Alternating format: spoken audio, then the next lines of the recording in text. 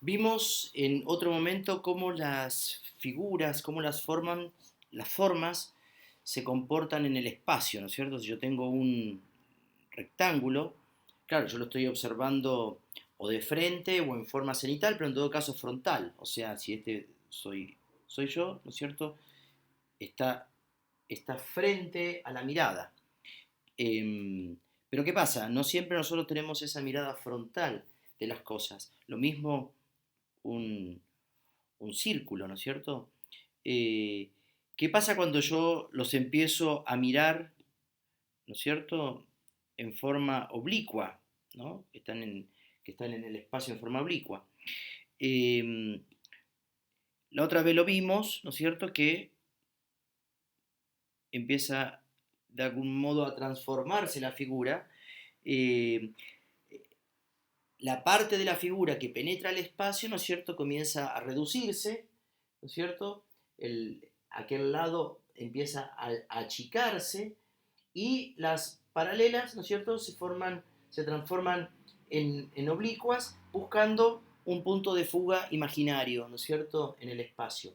Y a medida que me inclino más, ¿no es cierto?, a medida que me inclino más, eh, se va volviendo, se va angostando más esa altura. Lo mismo pasa con el círculo, ¿no es cierto? Que toma una forma más de elipse y está todavía aún más. Mantiene el ancho, pero el alto se angosta. ¿Qué pasa cuando esto están aplicados a, a figuras tridimensionales, ¿no es cierto? Y bueno, por ejemplo, una caja, una caja o también un edificio, porque eso puede ser una caja, pero también podría ser un edificio con ventanas, ¿no es cierto?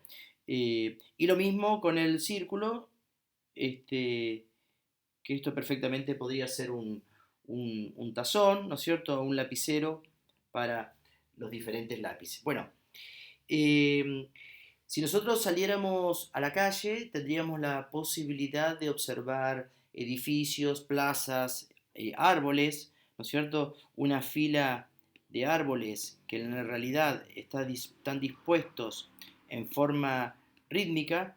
Cuando yo los observo, ¿no es cierto? De repente puede ser que los árboles estén este, apareciendo de este modo. Finalmente, se aplica el mismo criterio, ¿no es cierto? Están buscando un punto de fuga, las formas se van reduciendo y en la medida que yo voy trasladando el punto de vista, se van volviendo también oblicuas. Veamos un ejercicio concreto. Eh, Miren, por ejemplo, qué pasa con estas supuestas verticales, ¿no es cierto? Ahí la tenemos vertical, pero cuando empiezo a subir se vuelven oblicuas y se empiezan a cortar y se manifiesta la tapa. Y cuando está rotando, miren, con respecto a la vertical, ¿qué va pasando? Se va inclinando. Ahí empieza a desaparecer otra vez la tapa, empieza a aparecer el lado. Ahí se transformó en rectángulo. Miren, por ejemplo, ahí vemos el lado de atrás y empiezan a aparecer también las otras figuras. Porque las formas se esconden. Miren, por ejemplo, qué pasa con ese lado. Con ese lado. Se empieza a volver vertical. ¿Por qué se vuelve vertical? Si yo tuviera que dibujarlo, se va volviendo vertical y ahora se va volviendo, se va inclinando hacia el otro lado. Porque va cambiando el punto de vista. Las cosas no cambian, voy cambiando yo. Bueno, las cosas cambian para mí, porque yo me voy corriendo. ¿Y cómo se modifica el punto de vista? Se modifica en altura, se modifica en distancia, se modifica también eh, hacia los lados, ¿no es cierto?, los ángulos, y eso hace que las figuras tengamos que representarlas de modo diferente. Entonces el desafío va a ser, independiente de lo complejo que pueda ser esta naturaleza muerta, poder entender cómo funcionan las formas. Fíjese la base de esta caja, cómo funciona con la base de aquella caja. Están como en diagonal. Y este último, que es circular, prácticamente desaparece la tapa y ahí vuelve a aparecer.